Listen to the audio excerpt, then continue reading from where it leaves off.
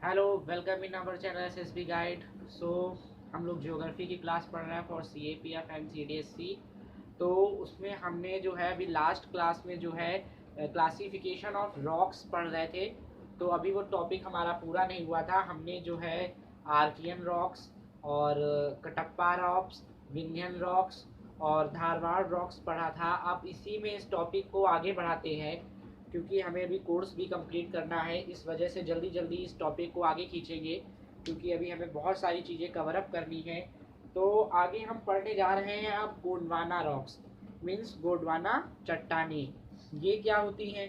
भारत का जो 90% कोयला जो है वो इन्हीं संरचना में पाया जाता है। इन्हीं संरचना का मतलब इन्हीं प्रकार की चट्टानों से 98% हमें जो कोयला मिलता है वो हमें गोंडवाना रॉक से ही मिलता है। तो हमारा पहला जो हो गया। अब नेक्स्ट चट्टाने जो हैं वो हम डाल सकते हैं गोंडवाना रॉक्स, गोंडवाना चट्टाने। अब इसके आपको अब इसके नोट्स बना लेने हैं कि ये गोंडवाना रॉक्स क्या है। अगर इससे क्वेश्चन पूछे जाएंगे तो कौन से क्वेश्चन पूछे जाएंगे, इससे रिलेटेड किस तरीके के क्वेश्चन आते हैं। इंपॉर्टेंट पॉइंट्स हैं, आप लिख लें इसको, बहुत अच्छा रहेगा आपको लर्न करने के लिए और श्योर आपका कहीं गलत नहीं होगा। गोंडवाना रॉक्स क्या हो गया इसका पहला पॉइंट कि भारत का जो है, ये जीके का क्वेश्चन भी हो गया कि भारत का 98% कोयला कहाँ से आता है, किन टाइप ऑफ रॉक से आता है। तो आप कहेंगे उसका आंसर हो जाएगा गोंडवाना रॉक्स। तो 98% भारत का कोयला इन्हीं से मिलता है, इन्हीं से प्राप्त होता है। बिल्कुल शॉर्ट में नोट बनाना है आपको, बाकी आपको सिर्फ समझना है कि हमारे देश का 98% कोयला हम गोंडवाना चट्टानों की संरचना से ही प्राप्त करते हैं। देन आगे, ये चट्टानें मुख्य रूप से कहाँ पर पाई जाती हैं, क्योंकि ज्योग्राफी में आपको ज्योग्राफिकल कंडीशन आपको पता होनी चाहिए कि उसकी एक्चुअल लोकेशन क्या है। तो ये बिहार, मध्य प्रदेश, आंध्र प्रदेश, उड़ीसा, महाराष्ट्र में पाई जाती हैं, जहाँ पर कोयले की खानें होती हैं। तो ये जो है ये मुख्यतः, ये मेनली जो है फाउंड होती हैं बिहार में, मध्य प्रदेश में, मध्य प्रदेश एंड आगे आंध्र प्रदेश एंड देन आपका उड़ीसा और महाराष्ट्र। महाराष्ट्र ये आपका और नेक्स्ट इंपॉर्टेंट पॉइंट हो गया जो आपको लर्न करना है इन रॉक्स के लिए। इतना बहुत है। अब आगे बढ़ते हैं, इसमें और क्या आता है इन चट्टानों के लिए। यहाँ तक की जानकारी आपको जो आपके एग्जाम में पूछी जाती है, फालतू का नहीं, बिल्कुल आपका एक्यूरेट। यहाँ से ज़्यादा गोंडवाना रॉक्स के यही क्वेश्चन आता है कि कितने परसेंट, 98% भारत का कोयला इन्हीं से प्राप्त होता है। और ये मेनली हमें जो फाउंड होती हैं लोकेशन बिहार, मध्य प्रदेश, आंध्रा, उड़ीसा और महाराष्ट्र। बस अब इसके बाद हम पढ़ेंगे नेक्स्ट टाइप ऑफ रॉक्स जिसे कहते हैं दक्कन, दक्कन चट्टानी या दक्कन ट्रैप। ठीक है, ये नेक्स्ट टाइप ऑफ रॉक्स है, दक्कन ट्रैप। अब ये दक्कन ट्रैप क्या है? आपकी ज्योग्राफी में, इंडियन ज्योग्राफी से काफ़ी क्वेश्चन आएंगे। ज्योग्राफी एक ऐसा पोर्शन है जो कोर्स, जिसका कोर्स लिमिटेड है। आप अगर एक बार पढ़ेंगे तो आप श्योरली अच्छा स्कोर करके आएंगे अपने जीएस के पेपर में। इसी वजह से हमने यहाँ पर सीडीएससी और सीएपीएफ के लिए ज्योग्राफी की क्लास पहले स्टार्ट करी है। तो इस ट्रैप के बारे में जानते हैं कि ये कैसा ट्रैप है और इंडिया में कैसे, कहाँ पर मिलता है। तो इसे ट्रैप कहने का कारण क्या है, आखिर हम रॉक क्यों नहीं कह रहे हैं, इसे ट्रैप क्यों कह रहे हैं? इसे ट्रैप कहने का क्या कारण है? इसे ट्रैप कहने का यह कारण है कि लावा के प्रवाह के कारण, जो वॉल्केनो होता है उसके ब्लास्ट जो होता है के प्रवाह के कारण सीढ़ी नुमा स्थलाकृति बन गई है। जैसे कि एक आपकी सीढ़ी होती है उस तरह का एक फिगर ड्रॉ हो गया है, इसका स्ट्रक्चर इसका बन गया है। इसी वजह से इसे हम ट्रैप कहते हैं। तो सबसे इम्पोर्टेंट पॉइंट कि इसे ट्रैप क्यों कहते हैं, इस वजह से इसे ट्रैप कहा जाता है क्योंकि ज्वालामुखी के प्रवाह के कारण, ज्वालामुखी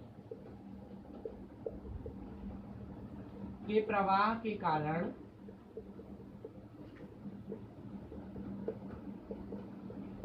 एक सीढ़ी नुमा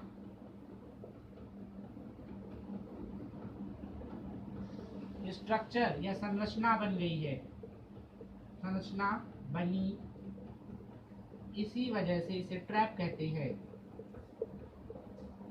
वजह से ट्रैप कहते हैं। बहुत इजी लैंग्वेज में, आपको कोई कठिन काम नहीं करना पड़ेगा ना, ऐसा यहाँ पे आपको ऐसी लैंग्वेज में नोट्स मिल जाएंगे जिसे आप बिना तैयार किए हुए भी अगर 2 बार वीडियो देखेंगे तो आप बिल्कुल आसानी से तैयार कर लेंगे और कभी नहीं भूलेंगे इस पॉइंट को। तो अब क्या कहते हैं, ये किन से बना है, या बेसाल्ट और डोलेमाइट से निर्मित है, क्योंकि ये इंपॉर्टेंट होता है ये पॉइंट, ये पूछ लेते हैं। ये बेसाल्ट और डोलेमाइट से बना है, डोलोमाइट से बना है। एंड नेक्स्ट पॉइंट इसमें क्या आता है, नेक्स्ट पॉइंट ये आता है कि ये काफी कठोर होती है, इनका जो स्ट्रक्चर होता है वो बहुत टफ होता है, ये काफी कठोर होती हैं। तो ये पूछा जा सकता है कि स्ट्रक्चर दिया जाएगा, सारी चट्टानों के टाइप्स दिए जाएंगे और पूछेंगे कि आपको इस क्रम में लगाना है कि कौन सबसे ज्यादा कठोर, कम, ऐसे क्वेश्चन आ जाते हैं। तो ये काफी कठोर होते हैं, कठोर होती हैं। एंड देन आगे बढ़ते हैं तो कहते हैं इनके विखंडन से ही काली मिट्टी का निर्माण होता है। ये बहुत जरूरी है क्योंकि कहीं पे लाल मिट्टी मिलती है तो कहीं काली मिट्टी मिलती है, तो आखिर ऐसा क्यों होता है। ये रॉक्स है बेटा, इन्हीं के विखंडन की वजह से, इन्हीं के टूटने की वजह से, डक्कन ट्रैप टाइप्स की जो होती हैं, इन्हीं की वजह से, इनके विखंडन से ही काली मिट्टी बनती है, काली मिट्टी बनती है। बहुत इजी लैंग्वेज में।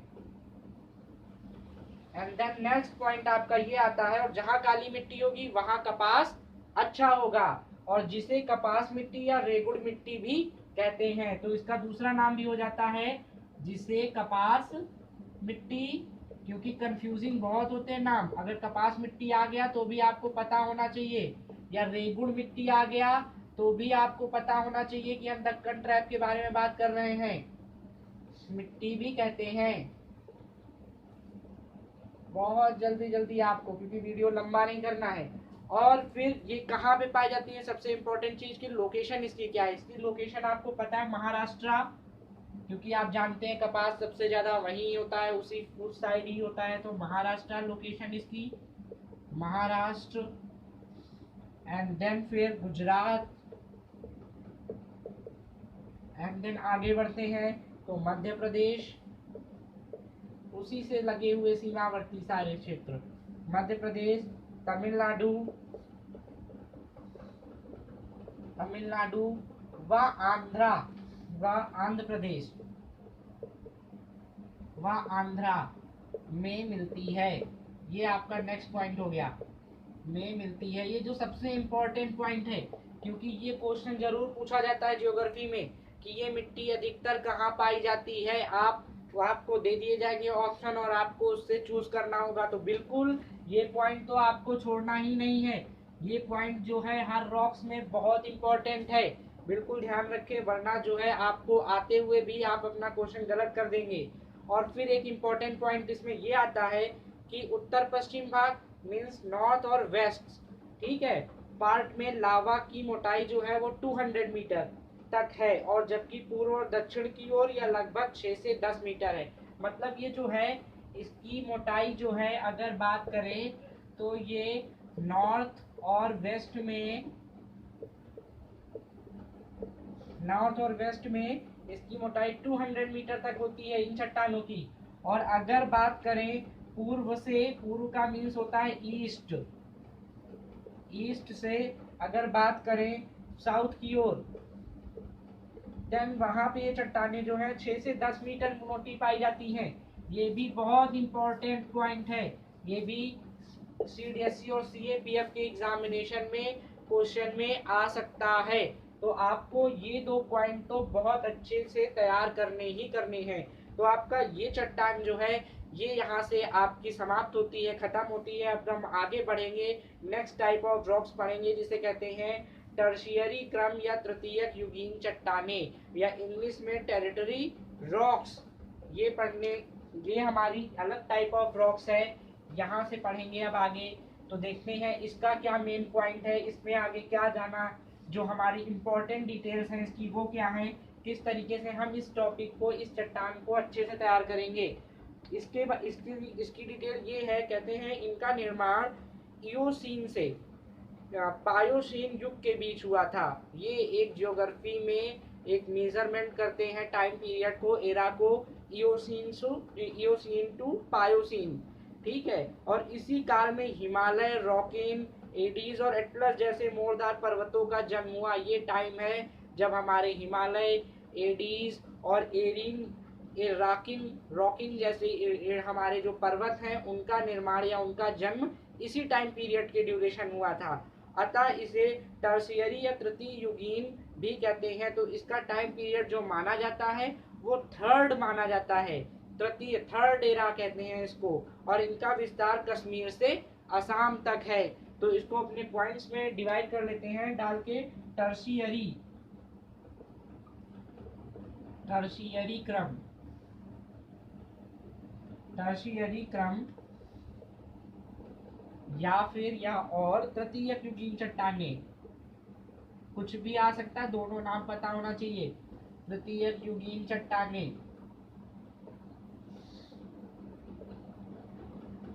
या इंग्लिश में आपकी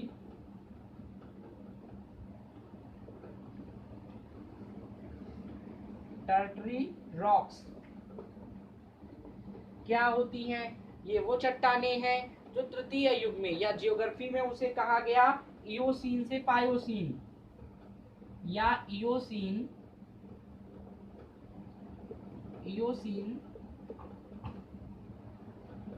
से पायोसीन, प्लायोसीन।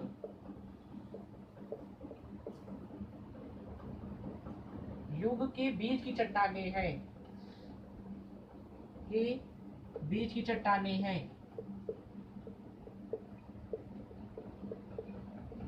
पहला पॉइंट। एंड देन दूसरा पॉइंट ये कि और इसी टाइम पे, इसी समय आपका हिमालय, रॉकिन, एडीज और एटलस जैसे ही, और एटलस पर्वतों का जन्म हुआ। ये क्वेश्चन बहुत, ये जीके का क्वेश्चन हो गया। यहाँ से आपका किसी भी एग्जाम में ये पूछा जा सकता है। वैसे यूपीएससी ही इतने टफ क्वेश्चन पूछता है। उसके बाद आगे बढ़ते हैं। तो अतः इसे टर्शियरी क्रम या तृतीय युग भी कहा जाता है। आपको यहाँ से ही क्लियर हो गया होगा, फिर भी ये पॉइंट बना लो। इसे, इस टाइम पीरियड को हम टर्शियरी या तृतीय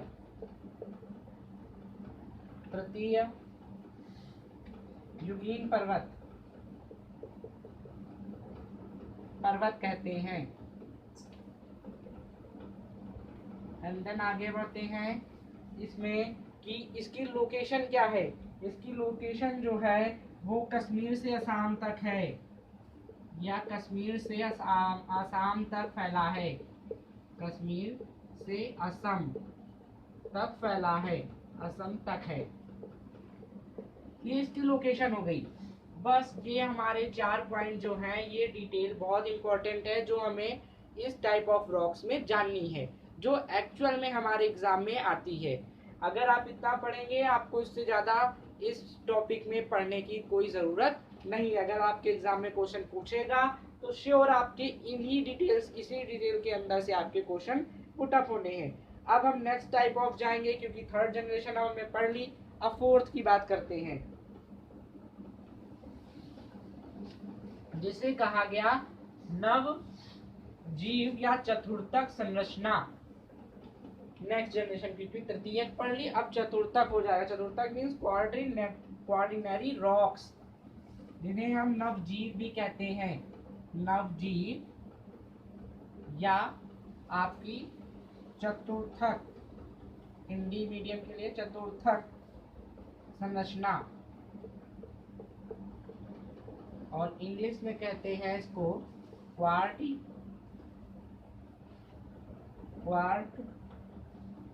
क्वार्डिनरी रॉक्स। अब इसकी क्या डिटेल है, जो इम्पोर्टेंट पॉइंट आपको सीडीएससी आस्क कर सकता है, या सीएपीएफ जो आपसे जिससे क्वेश्चन बना सकता है।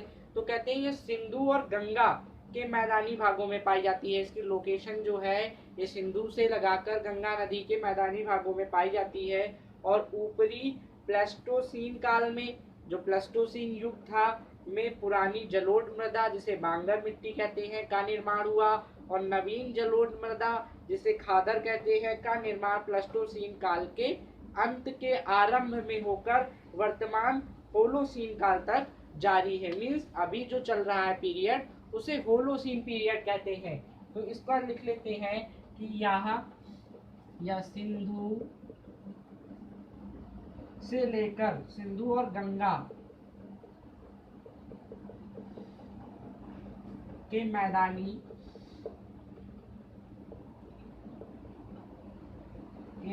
भाग में पाई जाती है। पहला पॉइंट हमारा यही है, पाई जाती है। एंड देन नेक्स्ट कंटिन्यू करते हैं कि ये क्या है, ऊपरी प्लेस्टोसीन काल में, या प्लेस्टोसीन काल जो था, प्लेस्टोसीन काल या प्लेस्टोसीन पीरियड काल में पुरानी जलोढ़,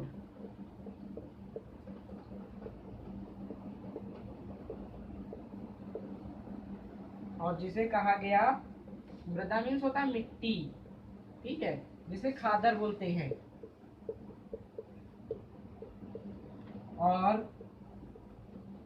और इसके अंत में, इस काल के अंत में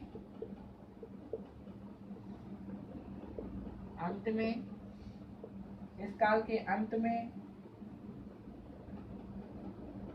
होलोसीन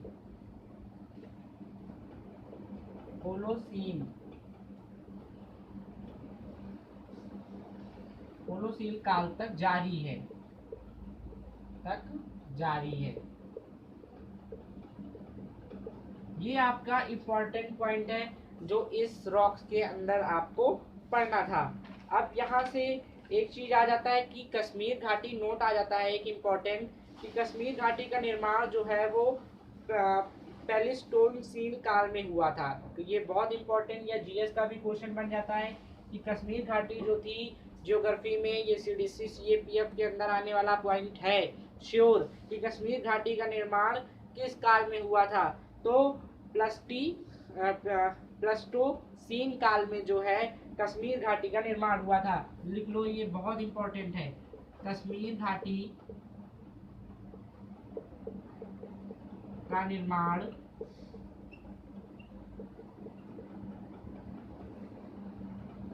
प्लेस्टोसीन काल में हुआ। ये बहुत इंपॉर्टेंट है, मोस्ट इंपॉर्टेंट है ये बच्चा, इसको जरूर याद रखना। मोस्ट इंपॉर्टेंट पॉइंट है ये, जो यूपीएससी आस्क कर सकती है। प्रारंभ में एक झील थी जिसे रकेवा कहते थे, ठीक है, ये नदियों के निक्षेपण द्वारा मैदान में परिवर्तित हो गई। एक रकेवा झील थी, और जिसकी वजह से वो उसके बाद नदियों का निक्षेपण हुआ, और निक्षेपण होने से वो मैदान में परिवर्तित हो गई। तो झील रकेवा के निक्षेपण से, ये पॉइंट बना के लिख सकते हैं कि निक्षेपण से या मैदानी भाग में बदल गया, या मैदानी भाग बन गया। भाग बन गया। ये आपका पॉइंट हो गया। ये बहुत इंपॉर्टेंट पॉइंट है इसके अंतर्गत, इसके अंदर आने के लिए। इस टाइप ऑफ रॉक्स में ये बहुत इंपॉर्टेंट पॉइंट है जो आपका यूपीएससी में आस्क किया जा सकता है। अब यहाँ से आपका टाइप्स ऑफ रॉक्स खत्म हो जाता है। अब देन हम नेक्स्ट क्लास में कंटिन्यू करेंगे भारत के प्राकृतिक विभाग। ठीक है, कौन कौन से होते हैं फिर हम पढ़ेंगे। भारत के संपूर्ण क्षेत्रफल पर कितने भागों में पर्वत और पठार हैं, हिमालय फिर पढ़ेंगे, जियोग्राफिकल क्लासिफिकेशन ऑफ हिमालय। ये हिमालय बहुत इंपॉर्टेंट है, मतलब हिमालय का भौगोलिक वर्गीकरण जहाँ से मैक्सिमम। तो ये इतना इम्पोर्टेंट है। अब हम इसके बाद जो है आगे अपनी क्लास नेक्स्ट वीडियो में आगे टॉपिक को कंटिन्यू करेंगे, जिससे आप ज़्यादा से ज़्यादा और जल्दी से जल्दी पढ़ सकें और आसानी से सिर्फ वीडियो को एक दो बार देख कर ही आप अपने ज्योग्राफी के कोर्स को अंडरस्टैंड कर सकें और ऐसी इस तरीके से पढ़ सकें कि दोबारा ना भूलें और अपने एग्ज़ाम में अच्छा स्कोर करके आए। So thank you very much. सबसे ज़रूरी है कि हमारे चैनल को सब्सक्राइब करो, ज़्यादा से ज़्यादा लोग, ज़्यादा से ज़्यादा बच्चे जो अपने घर पे बैठकर अपनी तैयारी करना चाहते हैं और 100% स्कोर करना चाहते हैं, और मतलब कि ये है कि वो अपने एग्ज़ाम को निकालना ही चाहते हैं। तो अब ज़्यादा से ज़्यादा अपने फ्रेंड्स में, अपने ग्रुप्स में हमारे लिंक को शेयर करिए, चैनल को सब्सक्राइब करिए। अगर कोई कन्फ्यूज़न होती है आप कमेंट बॉक्स में कमेंट करें और वीडियोस को लाइक करें, जिससे आपको और भी ज़्यादा कंटेंट अवेलेबल हो सके। Then stop this class and thank you very much. जय हिंद।